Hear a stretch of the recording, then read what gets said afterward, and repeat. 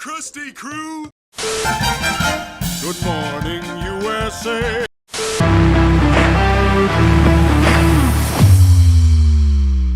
Good morning, sports fans. Cam, fall is here. Fall is here. It is. And with fall comes pumpkin spice and apple pie and Thanksgiving. So I need to ask you, in the war for the soul of fall between pumpkin spice and apple flavored things, what are you taking? Which one do you like more? Oh, I'm a white girl at heart. Yeah? Pumpkin all the way. Pumpkin all the way. I like pumpkin, but like nothing beats like apple cinnamon glade or like an apple cinnamon calendar. Or No, apple cinnamon candle. Calendar. Yeah, you know those apple cinnamon calendars are really good, man. If I could get an apple cinnamon calendar, if anyone who's watching this right now knows where I can get an apple cinnamon calendar, reach out to me because I sure would like one of those. So just like apples, it's a red October. It is a red October. Phillies are up 2-0 in the 2-0. NLCS. Yeah. Against the Arizona Diamondbacks. Exactly. A Diamondbacks who beat my Brewers. So Is it I have NLCS? Yeah, NLCS. Okay. Yeah. Cool. Okay. Yeah. Hey, you're a baseball savant. Don't worry. You're like Dennis Quaid. You're the rookie. I'm a big baseball fan, and even though my Brewers aren't currently in the playoffs, there's nothing better than playoff baseball. That feeling of like a walk-off homer, Bryce and his birthday celebration after that homer, glorious. So you got the Phillies in the lead, and you got the Rangers in the lead. Yeah. Rangers and Astros playing, as we're recording this. They're up 1-0 in the series, right? 2-0 in the series. They're up 2-0 in the series. Up 2-0 in the series. Oh, I thought it was 1-0. Unless the Astros break out the garbage cans tonight in Houston, I kind of think we could see a Rangers sweep. I honestly could see a Rangers and a Phillies sweep. Well, knock on wood, not to jinx anything, because if I jinx that, friend of the show Roman Doyle will probably rip my face off, and well, I don't want to afford that plastic surgery. I would be very happy to see the Houston Astros sent packing. Absolutely. It's one of the worst teams in the sports as a whole. One of the dirtiest, scummiest, like, just makes my skin crawl type of teams. To quote the Spaceman, Houston has a problem. Yeah, a cheating problem. Absolutely. So yeah, that's what's going on in playoff baseball. You and I are having a lot of fun watching it. Cam, can I get your World Series prediction, buddy? World Series prediction, Phillies, Rangers. I'm with you all the way. Phillies in 6. Phillies in 6. I like it. Knock on wood, of course. I don't know who would win that series. I want the Phillies to win. I have no issue with the Rangers. I will say Phillies in 7.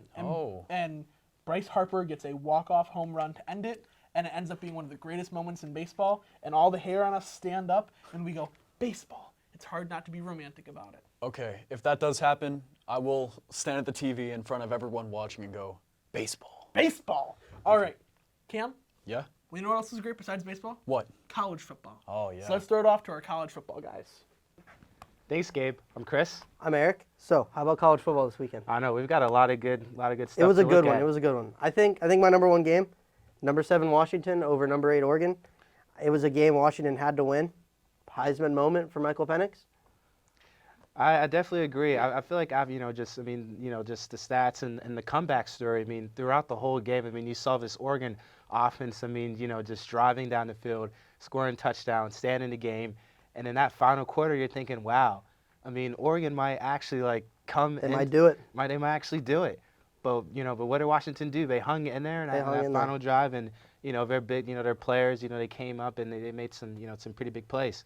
I mean, Oregon, they had the game, but then they went for that 4th down and they missed. And then they got they missed the 4th down. Washington scored. Everyone's like, okay, yeah, Washington took the lead, but the game wasn't over. And then they missed the field goal. They did everything wrong. They shot themselves in the foot. And now it's Washington who can just try to roll through the rest of the season. They've got some hard games, but nothing that's harder than Oregon. Yeah, so moving forward for Oregon, what do you see? What are they going to have to do? Bo Nix and that offense and that team. What has to happen moving forward? You lost by 3 to the number 7 team. Don't change anything. Just keep doing what you were doing. I think they can beat the rest of their conference. I think Washington was the team that they were going to have the most trouble with because they had a defense. I mean, USC doesn't seem like they have a defense. Utah is still without a quarterback, and then Oregon State. That's a rivalry game, but I think it's one that they can win. Mm-hmm. Now, speaking of defenses, I mean, what a game. Notre Dame versus USC. A lot of points scored for the Irishmen. Eric, your thoughts? Well, it's another case of USC doesn't have a defense. They can't tackle. They're allergic to defense, I guess. And Notre Dame ran all over them. They did what they had to do.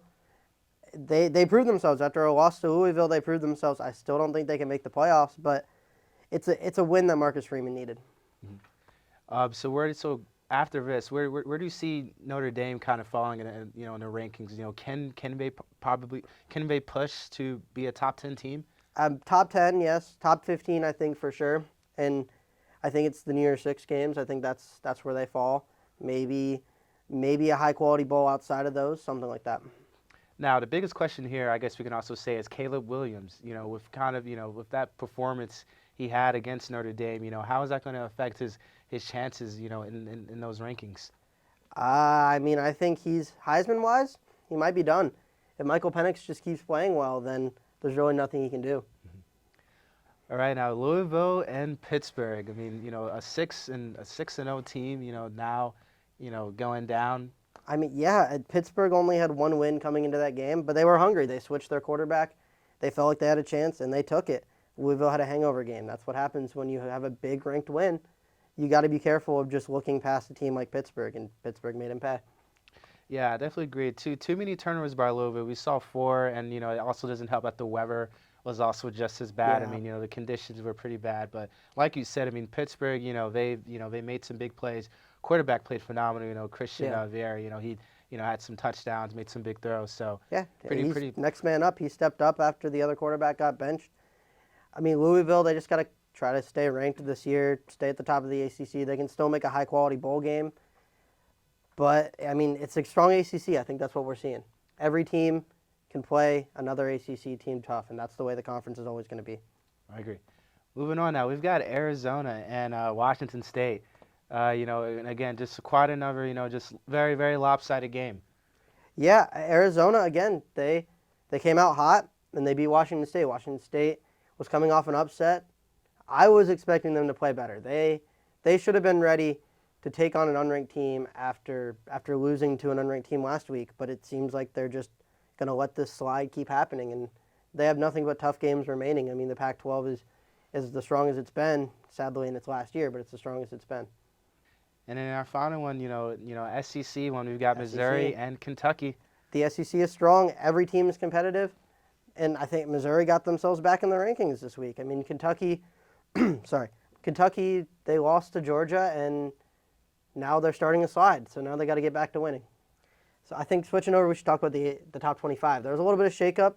We had 4 new teams in the top 25. Yeah, a new team in the top 5. Some big changes as well. I mean, again, we see USC. I mean, they went down 8 spots. Down 8 spots. Pretty huge. We also saw Notre Dame as well. They also went up 6 spots, so that was pretty nice. Yeah. I mean, Eric, what are your thoughts on just some of the changes we're seeing? I think the changes, they're all good changes. I mean, teams are competitive. It's a competitive year this year.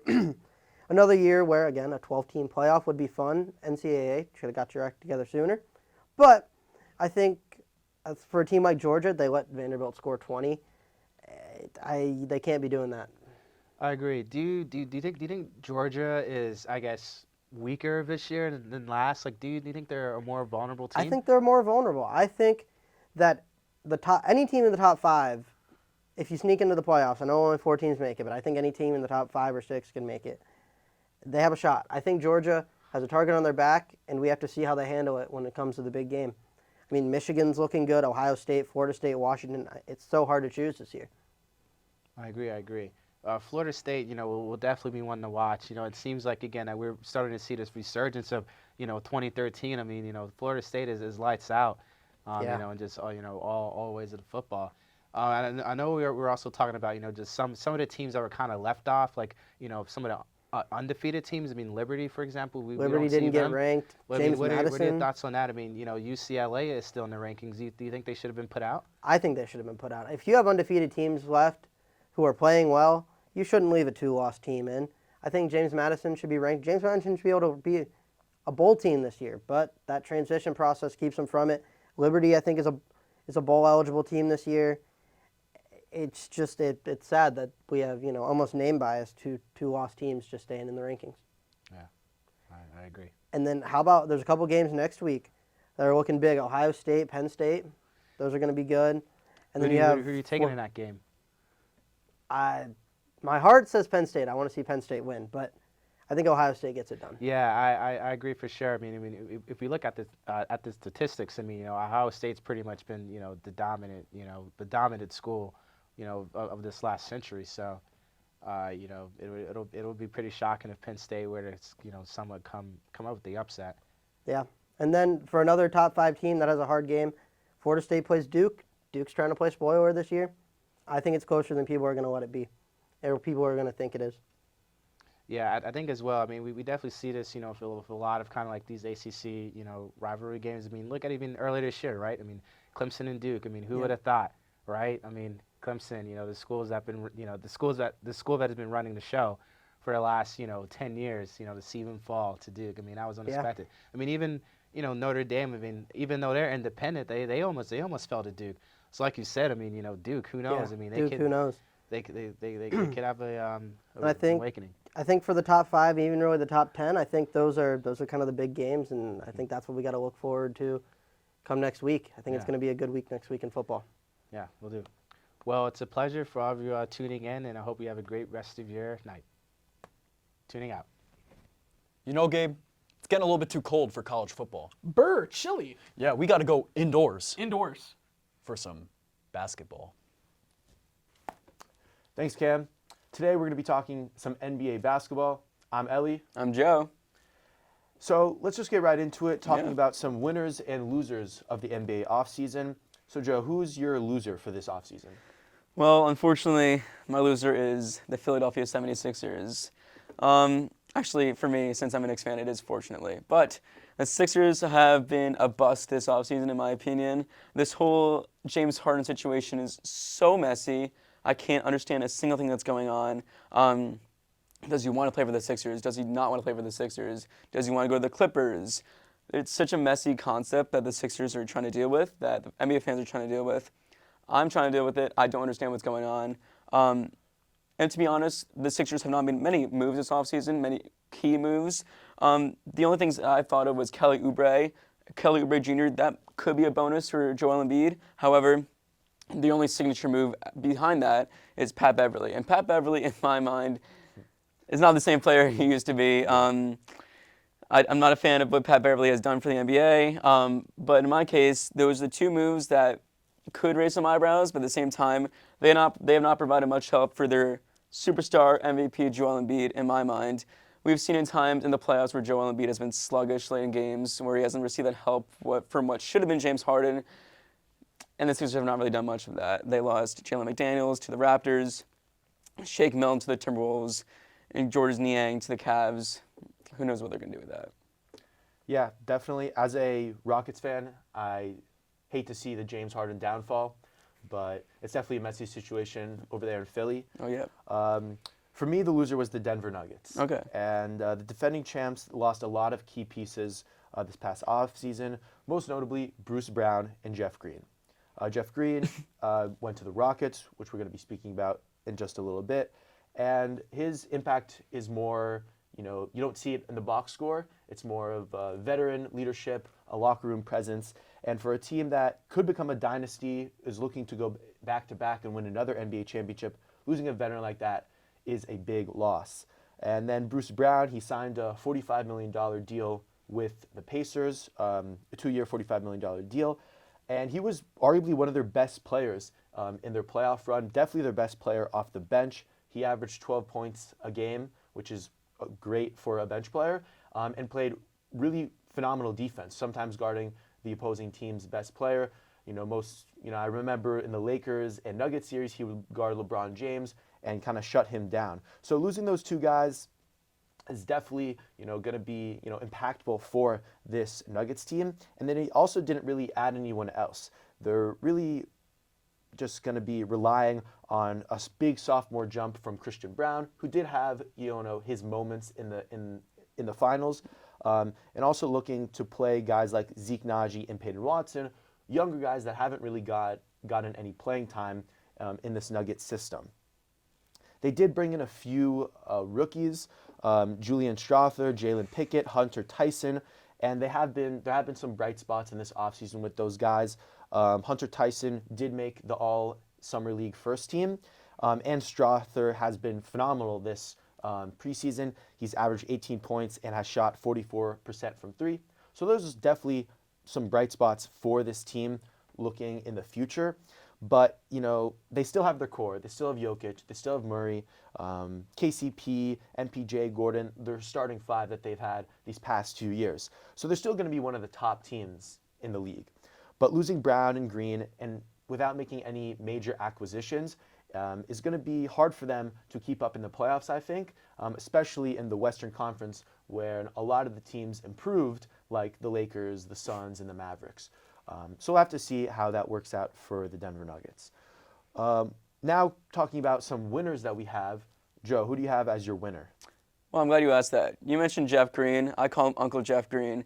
Uncle Jeff Green is now in the Houston Rockets, and the Houston Rockets are my winner of the NBA offseason. I know, that's a shocker to many. Well, let's take a look at it, shall we?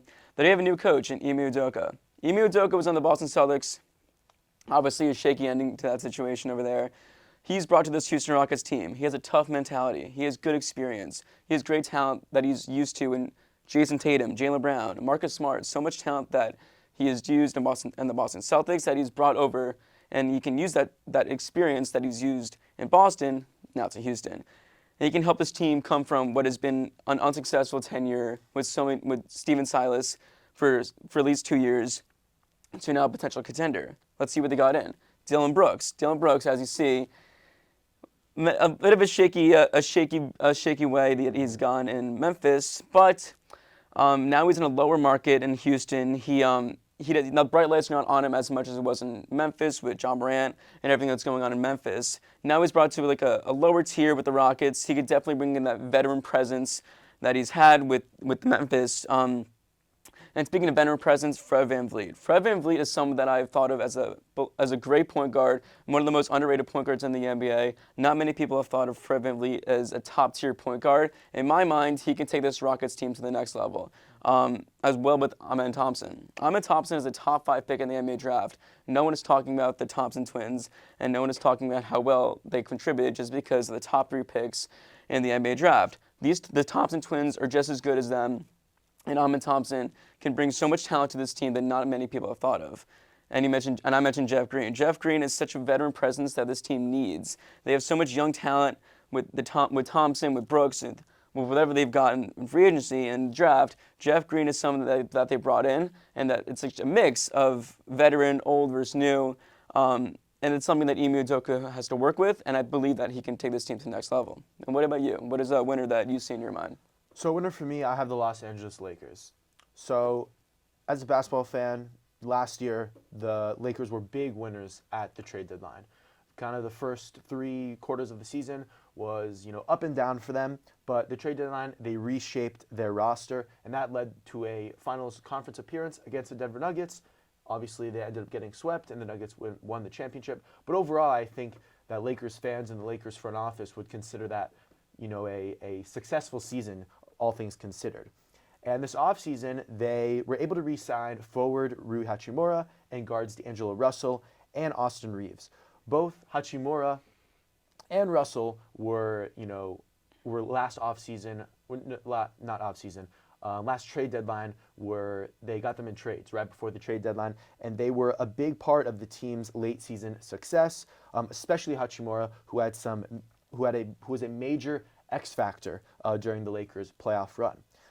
So being able to retain those star role players, I guess you could say, for the Lakers is huge. But also they were able to add some key acquisitions in free agency, and for me, the biggest acquisition being former Miami Heat guard Gabe Vincent. Gabe Vincent, I think, is one of the most underrated players in the NBA, especially when it comes to his three-point shooting. He's one of the best three-point shooters in the league, and he's going to fit perfectly right next to LeBron James and Anthony Davis. The Lakers also were able to sign Taurean Prince and Cam Reddish and Jackson Hayes, all to minimum deals. Cam Reddish and Taurean Prince are, again, similar to Vincent, perfect fits next to Davis and James, 3-and-D wings that can spread the floor, and which is what you need if you want to win games in the playoffs. And Jackson Hayes, another former top 10 pick, signed to a minimum deal, super athletic, can play the 5, can give Anthony Davis some time on the bench, and is a big lob threat for James and these guards. In the past few years, the Lakers, struggle was due to lack of three-point shooting, and I think that, Rob Pelinka and the management for the Lakers fixed that. They signed multiple 3D wings that are, again, going to fit perfectly next to James and Davis. Los Angeles has had a disappointing end to their season, getting swept in the Western Conference Finals, but I think this is a super successful offseason, and for me, are looking like a real contender in the Western Conference, next to the likes of the Suns, and even with the Nuggets being losers, still going to compete for a championship. So an amazing offseason for the Lakers all around. You mentioned the Suns and the Nuggets. You think in my mind, I think that's 1 and 2. Nuggets being 1, Suns being 2. You may disagree. Other NBA fans may disagree. Do you think the Lakers, obviously they got swept by the Nuggets last year, do you think they have a chance to compete with those top-tier teams in the West and maybe teams in the East too if they go that far? I think they do. With a lot of these acquisitions, they've also created a lot of depth for them. And I think that's something that isn't being spoken about, that they have the depth and they have flexible contracts that they might be able to flip on later in, similar to what they did this past trade deadline. Who knows what all-star or what superstar is going to be disgruntled in, at the trade deadline this coming season, and they're going to be able to make a trade for that. They have first-round picks, and they have flexible contracts to be able to flip. So I definitely think they're going to be up there, definitely a top 3-4 seed. Yep. I'm very excited for the Lakers and just in general for this upcoming NBA season. I couldn't agree more. All right, that's all we got. Thank you, guys. Jump shot, white men can't jump. The organization that we do this for asked me not to talk about professional football for a 1-week sabbatical because of my infuriated comments about the Green Bay Packers and how I threatened violence to defensive coordinator Joe Barry. So you and Roman had some thoughts. Let's go check them out. Thanks, Cam. That was a great job. Okay, so I'm here with Roman, and we're going to be talking about the NFL. So this past week, there were two big upsets, one big almost upset. We'll talk about the first game that happened. That's the San Francisco 49ers versus the Cleveland Browns without Deshaun Watson. What do you think of that game? Yeah, that is a game that if you were a betting man, you only would have bet on the Browns if you were trying to take a big risk. And, with PJ Walker. Yeah, it'd be one of the ones where you delete the screenshots if you lose the bet and show them off if you win. But hey, any given Sunday, right? That's the name of the game. Yeah, no, the really interesting thing is that this is bringing up a lot of questions on if Brock Purdy's a system quarterback, especially after he lost Deebo Samuel and Christian McCaffrey at halftime. Well, I mean, that's the huge story, right? Yeah. Because he seemed to really struggle without his 2 biggest weapons. He really did struggle without his 2 biggest weapons. But again, I mean, most quarterbacks will struggle without their 2 biggest weapons. So it's kind of a tough. Brock Purdy is such a tough quarterback to evaluate. Yeah. Because any time that you're going to see a situation like this where he doesn't have his weapons, doesn't have his system, it's only going to be for like a game or 2. Yes. So it's not a big enough sample size to know maybe because he could just have a bad game that game too. Yeah. So you can't really tell exactly what caused that. And honestly, the Browns do have a very good defense also. They got a great pass rush, of course, with Myles Garrett, one of the 3 best pass rushes in the NFL, and they have a good linebacking core led by J.O.K. And then their secondary also, you got Martin Emerson, who's a young stud, and Greg Newsome, who was a first-round pick like 3 years ago, and he's been playing really well also. So I was really happy as an Eagles fan when the Niners lost because I was like, finally, the Eagles are going to be the only undefeated team in the NFC. So let's talk about that next game. Yeah. Eagles, Jets. I'm also an Eagles fan. I got to enjoy that moment of bliss for all of about, like an hour and a half.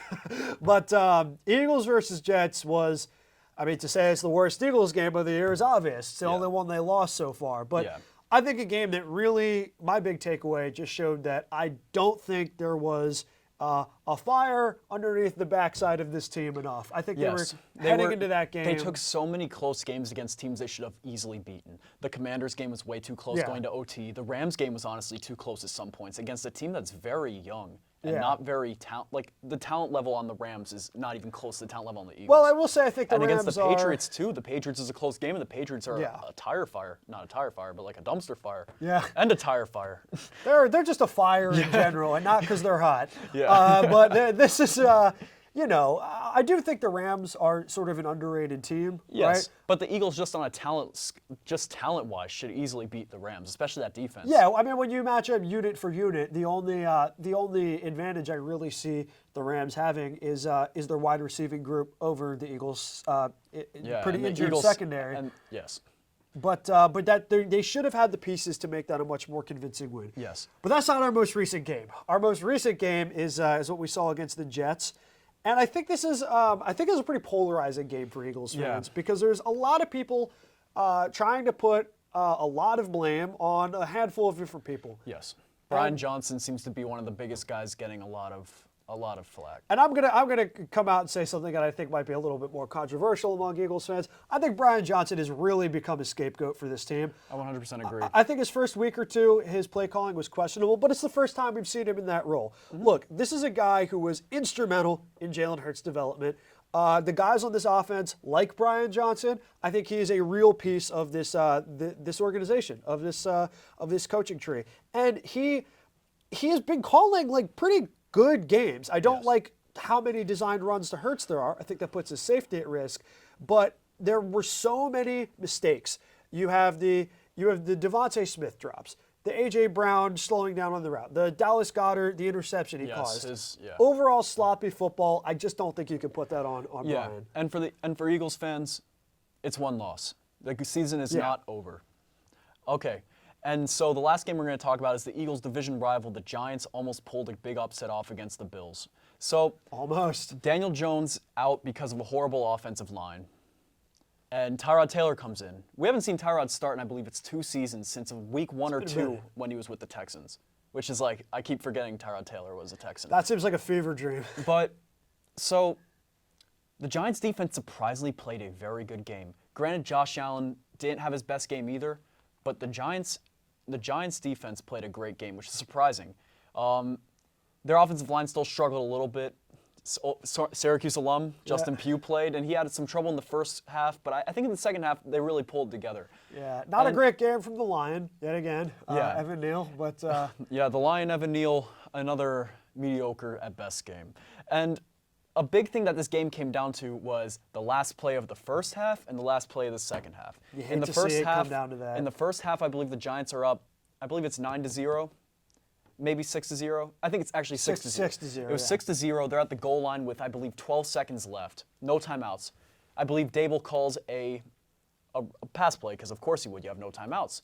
Tyrod Taylor calls an audible at the goal line, and it doesn't work, and they lose. I think that's a huge momentum killer. And so the game ends up being, what was it, 9-7? It was a very low score. I believe it was 9-7. I could be completely wrong. Again, like it was a low scoring game. Score, but it came down to where the Giants were down by, I believe it was 4. Was it 4 points? Jesus Christ. It was a one-score game. Yes, it was a one-score game, but they needed a touchdown, and he throws it to the end zone for Darren Waller, and Darren Waller is obviously interfered with. Yeah. So it's a tough loss for the Giants. Look, this is the play that people will talk about because you hate to see a game end on a bad call. Yes, it was a very bad missed call. We as Eagles fans understand that. Yes. Giving me Super Bowl flashbacks. But the Giants have such a horde of issues right now. Yes. And when you've got a first and goal, if it wasn't goal line, it was pretty damn close to a goal line. I believe it was at the 3-yard line. That they were unable to draw much up on. That is a bad call at the end of the game, but it really shouldn't come down to that. You should really be more efficient and effective in the red zone. Yeah. Okay, my bad. Are we talking about the first half or the second half?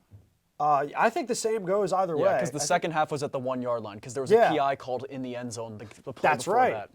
But which is another thing. I don't think the refs wanted to call 2 PIs in a row in the end zone. I would agree, and we can have a long conversation about NFL refereeing, especially if we bring up the Kansas City Chiefs. Yeah. It's nothing new to add to the conversation to say that the Giants have a lot of really bad, glaring holes. There are bigger issues than, like honestly, again, the big things are the wins, but I don't think a win against the Bills would have saved this team from. No, I don't. But so let's talk about. It might have saved them from getting Caleb Williams, but yeah. But that's you know. But yeah. But in that sense, losing's better. Yeah. So let's talk about next week. So 3 games I want to talk about. Just give me what you think about each game. So we got Lions Ravens, 2 like one of the teams that has a lot of question marks in the AFC but has a good record, and what some people think is one of the best, well, not one of, some people think it's the best team in the NFC, the Detroit Lions. Yeah, I am definitely on the Lions hype train. I don't know if I can fully say I think they're the best team in the NFC, but I certainly think they're a contender. Yeah. I think it's a complete football team. I think it's the first time we've seen a complete football team in Detroit in a long time. Also, not exactly a hot take, but this should be a great game. Yeah. The Ravens have so many question marks. They have elite pieces on their team, but they're injured. They lose games to crazy blunders. Beating the Lions would be something that makes them feel extremely good. 100%. And beating the Ravens would be something that makes the Lions really, really feel like unstoppable contenders. 100%. So next game we got, who we just talked about, we talked about quickly, the Chiefs. We got the Chiefs versus the Chargers. Yeah, this is a absolutely the consequences of this game cannot be understated, right? Yes. It's a divisional game, so we see this matchup twice every year. Yep. But the Chargers are in such a dire situation. They cannot afford a loss here. They need to win this game. Especially after a close loss to Dallas this few days ago. Which is brutal. I mean, this is such a bad fourth quarter team, but everyone knows that. I personally think that's my big problem with Justin Herbert. I think he shies away in the big moments. Yeah, I mean, it could come down to Herbert. We've definitely seen that happen. But I personally think the biggest problem with this team is the coaching. Oh, Brandon Staley's horrible. I don't understand how Staley still has his job in, frankly, anywhere, but especially as the head coach of the Chargers. I think that needs to change. But a win against the Chiefs will do wonders for the Chargers' morale. The talent is not the issue with the Chargers. Yes. The talent is not the issue. It's getting it together, having sound coaching performances, and just being able to play a full four quarters. So my thing is everyone keeps talking about the coaching. I do wonder when people are going to start putting a little bit of that blame on Justin Herbert since there's been so many fourth quarter collapses. But the last thing we're going to talk about is our Eagles versus the Dolphins. Huge game for both teams. Sunday night football in Philly. Kelly green jerseys. What do you think? Well, I mean, I've been waiting my whole damn life for these Kelly greens, baby. But you know, what can you say that people don't know already? This is one of, if not the best offense in the NFL. One of the best offenses the NFL has seen, not just this year, but in a long time. Yes. I mean, this is when we talk about sort of the new generation of offensive scheming and all of that, the Dolphins exemplify that. I believe Tua's also number one in the MVP race right now. Yeah, he's got those MVP stats to back him up at the moment. But you're looking at an Eagles secondary that is really hurting right now. But we're looking at a Dolphins team that's only beaten up on pretty bad opponents. Yeah. So both of these teams need this bad. I think this is more of an uphill battle for the Eagles, to be honest. Even though I'm an Eagles fan, I think I'll say that just with the injuries that they have to them. But either team that walks away winning this is feeling like they just made a big statement. Yeah, 100%. And now we're gonna throw it back to Gabe. Great throw, Cameron. Wow, I feel like that was just like a Jalen Hurts interception. Speaking of football, connecting it to the Eagles. Go Birds. Last time I checked, you weren't allowed to talk about football. That's true. I wasn't. Like I said, threatened Joe Barry with violence. And I'm very sorry to Joe Barry and his family for the anonymous letters I sent them. I feel like I'm being forced to say this kind of stuff. Now, before we go, we had Roman Doyle on the show talk about football. If you are a football fan, there's not a better podcast to check out than The Forward Lateral. You can find that on Spotify. And it's a great listen. Cam, you been listening? Oh, it's incredible. It's a great listen. I would say maybe listen to it with earbuds in because it is not family friendly. And that is what I like about it. Yeah. But this show We've is all known family you don't friendly. like families. I do not. No. This show is family friendly. So to all the families watching, thank you. To all the non-families watching, Thank you even more. you'll find someone who makes you happy. That's all from us. Thanks for watching. We'll see you next time.